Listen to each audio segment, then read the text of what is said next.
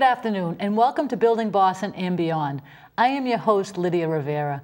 We are underway with this unique program to showcase the many projects going on in and around Boston, as well as the companies, organizations, and advocacy groups working on them. Here with us today is a very special guest, Mass Transportation Secretary Richard Davey.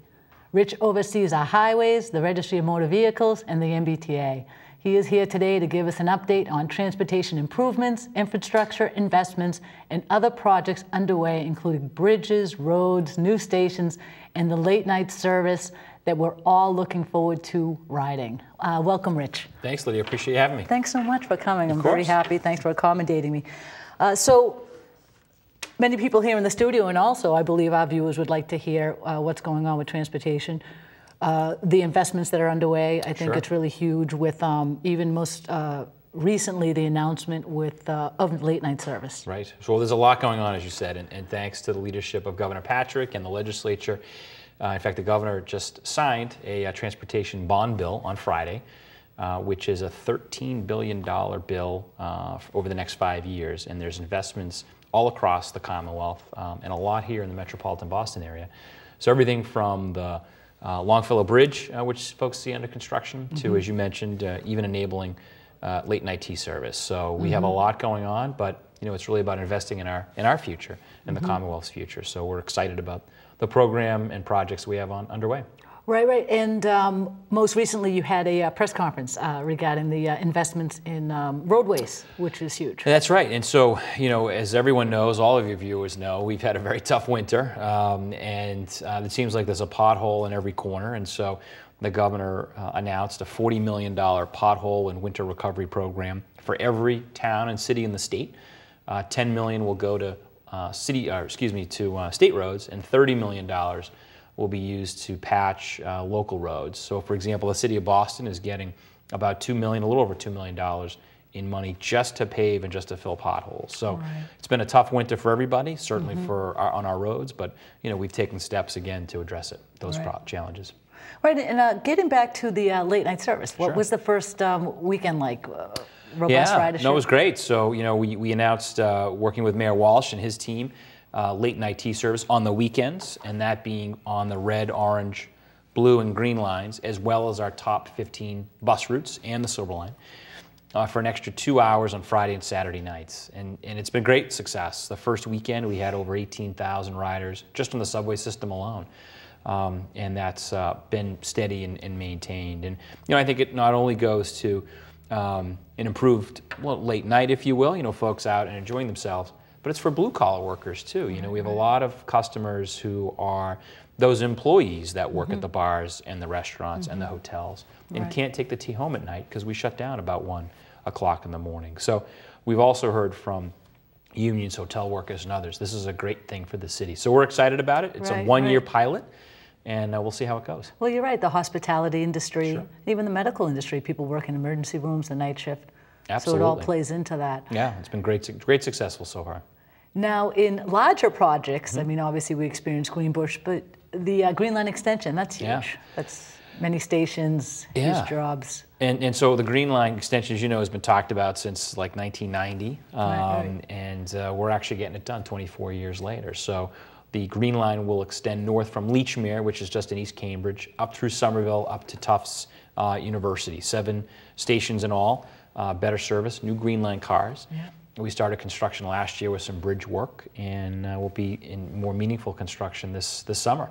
We've asked the President, President Obama, and the federal government to participate, and they're very excited about the project and have given preliminary indication that they're going to give us up to half the money to build it, which would be great. That's amazing. Yeah. That's amazing. So they'll be very happy. Also, too, talking about big projects, growing up on the Red Line, I'm really excited. Orange and Red Line cars. Oh, that's huge. No doubt. And I took the Red Line too to high school back in the day, and I think those cars are still out there that you and I took, and we're not close to high school age anymore. Just a tad over. Exactly. But so there are literally 75 Red Line cars that are running out there that were built in 1969, and they should have been retired, a decade or more ago. So thanks again to the governor and the legislature. We do, as you know, we have a request out now for the industry. We have a number of large rail car manufacturers who are interested. They have to be built in Massachusetts. That's one of the requirements. Yeah, that's great. And a lot of them are looking in Western Massachusetts, and Springfield, and Chicopee, and Pittsfield to build them. And so we're excited. Every Orange Line car will be new in the next probably 5 years, and about a third of the Red Line fleet will be new. And they'll be bigger, more comfortable, air conditioning that works, signage that will be up to show folks what their next destination is. All in all, it's a huge investment in two of our most highly utilized lines, the Orange and Red Line. Right, right. But interesting, I mean, not only the investment in, obviously, for us riders and the Orange and Red Line cars, but the investment for jobs creation in Springfield and just an economy booster. Well, we thought, if we're going to spend the taxpayers' dollar on these new investments, which we need to, why not invest that in Massachusetts and create jobs in Massachusetts for our neighbors, our colleagues, and our friends? And so we're hopeful that it will spawn a new industry, too. There isn't rail car manufacturing a lot in the United States, and there's none in Massachusetts, but there are other transit agencies around the U.S. that are also investing like the T. So if we're able to create a facility, a couple hundred jobs for cars in Boston, maybe why not New York or Washington or Chicago or Los Angeles, who are going to be buying these trains in the future as well. Just another initiative to be proud about, to have a facility here in Massachusetts, I believe is so exciting. And then also, too, with the other, I always tend to kind of concentrate on the MBTA. Maybe that's obviously because of my background. But with regard to the registry, I mean, you do have a new registrar, new innovative things are going on there. Yeah, no, so it was the former registrar, Rachel Caprillion, was promoted by Governor Patrick to become his new Secretary of Labor and Workforce Development. And so we promoted from within. Celia Blue is our new registrar, no stranger to the registrar. She worked there for a number of years and has done some good work. Already we're working on improving our downtown registry. We're actually moving from Chinatown to Haymarket, the Haymarket area. That'll be done a little later this year, better improvements and whatnot. Putting more online for our customers as well. In fact, I have to go get, my birthday's this week. I'm actually getting my license renewed on Thursday or by Thursday. And I got my new reminder in the mail. We just kicked that back off just a couple of months ago. We eliminated that for budget reasons a few years ago, but we worked with some private sector folks. And so now if your license is due for renewal, you will get now a in-the-mail reminder from us again. So small and big, we're working on at the registry. Excellent. That's good to know. And then on the highway side, and the roads and the bridges, Frank DePaula is the head of that section. Yeah, Frank is doing a great job, as you know. He's no stranger, again, to public works here in the Boston area. He was at the Mass Water Resources Authority for a number of years and helped the Deer Island project, which by all accounts was extraordinarily successful. He's working on a number of projects in and around the city for us today. The Callahan Tunnel, we shut that down for almost 2.5 months to repave the road, to put up new panels and lights. And the road work is now complete. We opened a couple days early. We'll be doing some more work at night to put the new panels up, but that had not been, the tunnel had not had any serious work since it opened in 1962, 63. So that was a huge piece for us. And as I mentioned, the Longfellow Bridge is another big project that we're undertaking right now, keeping the Red Line open.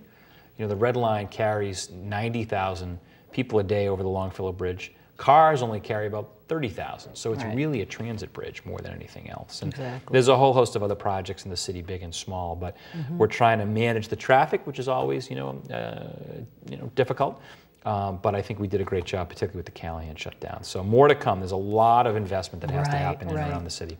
And especially with Bev Scott, who's leading the MBTA, so she's great. And I noticed there's a lot of good internal employee programs going on, and just building that employee morale. Yeah, well, you're only as good when you're a secretary. You're only as good as the people around you. And so we've invested a lot in our workforce. We started a program 2 years ago called Mass.University. So literally giving training programs to our employees. Last week I participated in an internal flash mob, actually, for our How Can I Help You Today training, which is our customer service training for our employees, to celebrate that our 5,000th employee was going through the training. So we've been very much focused on customer service. I can tell you they were very surprised when I showed up with a lot of people singing and dancing in the room. But That's you know, we're trying amazing. to invest in our people, and there's other training programs, technical and safety, but customer service has been a big focus of ours. See, I'm so happy you mentioned that, because I mean, our audience could believe, I mean, they have to understand that it takes internal training. There's a lot of behind the scenes operations and programs that occur. It's not like you hire people and put them right out there and say, okay, be nice to folks. I mean, it's just doesn't work that way. No, I mean, and a lot of the technical training that is needed to occur, particularly on bus maintenance and train maintenance. I mean, that, you know, signal maintenance, those are complicated things. Certainly, you know, there are less complicated jobs in the department, but if you're designing a bridge, you need to get it right the first time, and not the second time. And a signal system, you need to get it right the first time, because it's about customer safety. So investing in our people in those training programs are key to making sure that our people can do their jobs well. Mm-hmm. And also, too, water transportation. Sure. Now, how's that going? How's that moving? You know, good. We certainly, we have a bit of a challenge in Quincy. There's an infrastructure challenge there, so we've had to postpone the service indefinitely. But we're making new investments in places like Lynn. We'll be starting a service with the city of Lynn soon. Mayor Menino and now Mayor Walsh talked about a better link in the Boston Harbor area, so a potential dock in East Boston in the future, maybe better service in Charlestown. So, you know, it's interesting. People, you know, say, and rightfully so, we don't have to pave the ocean. It's an asset that's there, so it's all about docks and boats, clearly. But as a way to invest capital, it's a pretty cheap way to get people around. So I would expect ferry service to be a bigger part of what we're doing. Oh, I can imagine. In the coming, you know, years. Yeah, I can imagine. One of the bigger projects, or the projects underway right now, the closure of government, which I think is not too difficult because of the surrounding stations for commuters. They may have to walk a little, 5 minutes more, but I believe it's important to have that project underway. So on government centers, exactly, and it's a bit of an inconvenience for folks because it's a big transfer point for the blue and the green line, as you know. But I had a chance, actually, I was at City Hall today, and I walked around the project, and it's well under construction, already going well. But as you know, it was the last key important transit station for the T that wasn't accessible. So there were no elevators. Right. So if you were a customer who was a disabled customer, you couldn't use the station. And so that's a principal reason that we're investing in that station. There'll be other improvements as well, for sure, but we expect the station to be closed about 2 years. You know, we made that decision in part because we've seen other stations that have stayed open, but the construction just goes on for years. Right, right. And so trying to keep our customers safe while major construction's going on, to let them off, it's just too difficult. So I agree. I think with a little bit of the short-term inconvenience, there'll be a huge long-term benefit for our customers. Well, I think over the years we've learned too, the MBTA has learned to master that as far as how many diversions you can have. You may say announce 12, and then within 6 months you can say, you know what, we only have to we can have 6. So I think you do have some great leadership assigned to those type of projects where they're strategic and they know how to minimize the. And customers, too, are creatures of habit, and I think that I observed, I took the T to Logan Airport last week, and I did that green to orange to blue, and I was not the only person doing that. Definitely folks have gotten used to it, and again, it might be a 3-seat ride as opposed to a 2-seat ride, or a 2-seat ride as opposed to a 1-seat ride in some instances, but I think folks really understand, our customers understand, at the end of the day, it's going to be a much improved station that they're going to see. And as I said, the work is going better than we thought so far. So hopefully, maybe we can open it early. Not just overall, we're talking about investments, and I don't want you to be the bearer of bad news, but are there fare increases on the horizon for the MBTA? So there are. And when we talked about the governor's tax package last year, about how we pay for transportation, one of my frustrations is that I think voters and citizens are told, hey, we can have it all and we don't have to pay for it. And that's just not true, right, in transportation. So we have to figure out collectively as citizens how we're going to fund our transportation network. And so last year the legislature raised the gas tax by 3 cents, constitution that goes all into transportation. And then to balance the T's budget over the next 5 years, we proposed raising fares by 5% every 2 years, as opposed to these other instances where we've been proposing draconian cuts and huge fare increases and saying, look, if we can have modest and occasional fare increases, then and we can manage the system. So yeah, so this July 1st, we're out now with public comment, but we expect we will raise the T's fare by 10 cents. So, it's $2 now to ride the subway. It's $1.50 to ride, $1.70 to ride a bus. Each of those would go up by 10 cents. And then commuter rail and others obviously will go up more, but again, 5%, basically 5%. I think that's smart in the small increments. I think so. I mean, it builds an expectation for folks. So it's basically 2.5% every year. I think it's certainly more manageable than what we talked about a couple of years ago, 30–40%. Yeah, that was the response to that was. No, it was tough, and customers were unhappy as they should have been. But we feel like 5% every 2 years absolutely puts the T in good financial stead. That we can continue to maybe add some services like we did a late night service, reduce our debt, and make investments. And that's been the balance for the T over the years, is doing all three. And it's been tough to do that, but we're on a good course now that we can do all three. When you mentioned late night service, it prompted me to ask you about the partnerships. Sure. Partnerships are huge. Yeah. And there's nothing wrong with that. It's the partnerships to support public transportation. Well, and you're right. So it's the late night T service is not being just subsidized by the public, either through taxes or through fares, but we went out and asked private sector sponsors to step up and help us.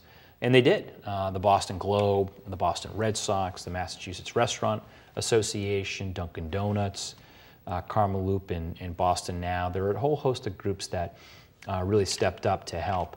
And I think that it was as much a corporate leadership moment as it was necessarily underwriting the cost of the MBTA. But I think it shows you that we can look at other models in the future where the private sector can help defray the cost of services. Or, another instance is a great example is the new Orange Line T station we're building in Somerville, the Assembly Square T station. That's not all state funded. The developer's actually putting some money into that. And then we're going to build a new commuter rail station over in Alston and Brighton near the New Balance station. And New Balance is paying for that station. So I think those are the kind of new models that we're looking to replicate, is asking the private sector where appropriate to help us do our job, which is to help them do their job, which is to create jobs. Well, I think you're right, and we've had these discussions in the past. Like the T can work like a business and should operate like a business and promote partnerships and investments. And that's right. No, it certainly can. At the end of the day, though, I think some folks hold out hope that transit would turn a profit. And as I often tell folks, there isn't a transit agency on the planet that makes money. It's always subsidized in some way, shape, or form, because I think we have collectively decided that public transportation is a public good. And that's part of what we should be offering to have a growing and functioning society. And I can't imagine Boston without the MBTA. It would just be traffic gridlock. And so I think we have to remember that as we talk about the kinds of investments government should make. I think public transportation is exactly something we should be investing in as a community. Right, right. And then I look and I look at the safety, like the police. Sure. The T police are doing an excellent job. It's just amazing of how much they've put how much presence they have on the system now. Yeah, no, we've pushed that really hard, as you know. The Chief of Police, Paul McMillan, is no stranger to community meetings and outreach with Boston Police. Schools we've worked with very hard as well. As you know, they have the Transit Police have a presence now in Dudley, which is our largest in terms of customers using it, our largest bus station. We're pushing them to ride the system more, get out on their bikes as well. And so you see a lot more transit. And I think before I got into the T and the DOT, I didn't have an appreciation for the undercover folks, right? Yeah. And now I can recognize them, right. and they're pretty, they're pretty out there as well. And then lastly, as you know, cameras. I mean, we have so many cameras now in our system that we can solve crimes that otherwise may have gone unsolved 5 or 10 years ago. And the public has done an excellent job of tweeting us and taking pictures and giving us tips, and we follow up on all those. So, you're right with the whole Say Something campaign. That's Absolutely. Huge. That's huge. Never nationally, but we really used it here. Absolutely. And it's quite effective.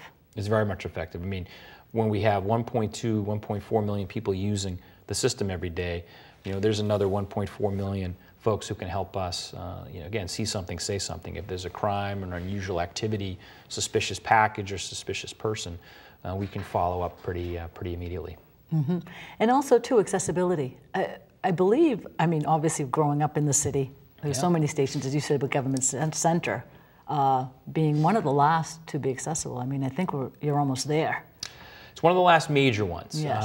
And there's still a few others that are on our radar. Heinz Convention Center remains really inaccessible at this point. Wollaston is the last red line station that does not have elevators, something we're looking at. And then Symphony, near Symphony Hall as well. So I think those are 3 or 4 more stations we want to look at closely. Commuter rail is another place in the future that we need to be focused on. And the Green Line, too, is always challenging out in sort of the Alston, Brighton, Chestnut Hill area because it shares roadway as well. And so making those truly accessible, I think, is probably going to take a lot of conversation publicly. But in the meantime, Government Center and Heinz and Symphony, we've got some work to do to make our system more accessible. Right, in the inner city.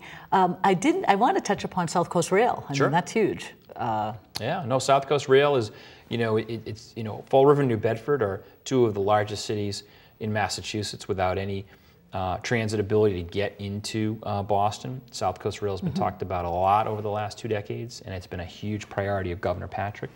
We've been pushing forward on permitting. The new bond bill has money now that we can build the project. And then we're also looking at expanding South Station, too, in Boston, because if we're to bring in more commuter rail trains, we really need a place to be able to store them. And expanding South Station will not only be good news for folks who would like to use South Coast Rail, but for anybody using commuter rail, including the Fairmont line, by the way, which is a place where we want to target and add more service in the future as well. And that brings me, when you mentioned the Fairmont, there's so much to talk about. With the Fairmont, I know there's going to be an aggressive community outreach program, just trying to just build a momentum, get people off the buses onto the commuter rail, or maybe even sharing bus to commuter rail. No, and we've opened 3 new stations along the Fairmont line over the last year and a half. We've seen ridership significantly increase as a result of that community outreach. We've also had a new fare structure in place, so riding the Fairmont line, by and large, is similar to paying for a subway ride.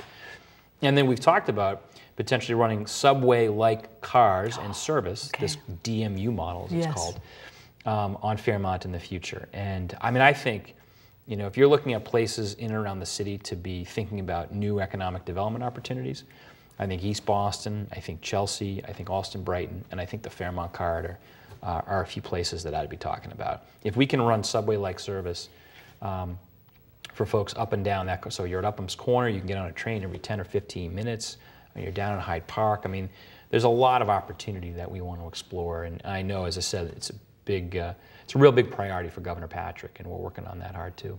That's excellent.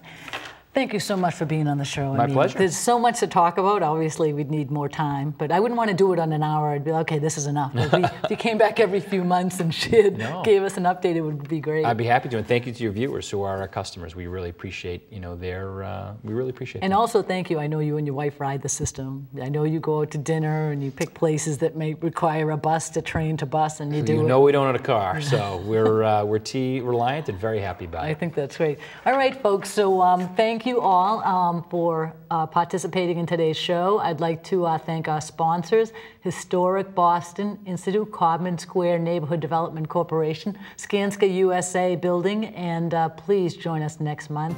We have some great guests coming on over the next 6 months, from transportation, from the legislature, the city of Boston, community groups that help us help you build a better life, quality of life here in Boston. Thank you so much.